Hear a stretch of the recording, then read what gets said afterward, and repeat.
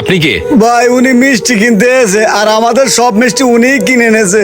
সব মিষ্টি কিনে এনেছে ঠিক আছে, তাহলে মুরব্বীরে ধাক্কা মারতেছে কেন? মুরব্বি তো অনেকক্ষণ এসে আধা কেজি মিষ্টি নেবে দামাদামি করছিল, উনি মাঝখান থেকে এসে সব মিষ্টি কিনে এনেছে। মুরব্বী আগে আইছে, আগে মুরব্বীরে মিষ্টি দিয়ে যা থাকে তারপর ওনারে দিবা, সমস্যা কি? সমস্যা কি মানে? আমি 80 কেজি মিষ্টি দিচ্ছি, আমার 80 কেজি মিষ্টি লাগবে। আরে ভাই, আধা কেজি মিষ্টি দিয়ে দিলে তো আপনার মহাভারত অশুদ্ধ হয়ে যাচ্ছে না? আমার একমাত্র ছোট ভাই পাস করেছে, আমার এই জায়গায় সব মিষ্টি লাগবে। ও, আপনার একমাত্র ছোট ভাই পাস করেছে তার জন্য মিষ্টি লাগবে? কাকা, আপনার কিসের জন্য মিষ্টি লাগবে?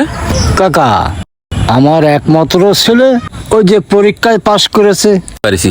এই, কাকার আগে 1 কেজি মিষ্টি দিয়ে নাও, তারপরে যা থাকে সেই মিষ্টি ওই বাইরে দাও।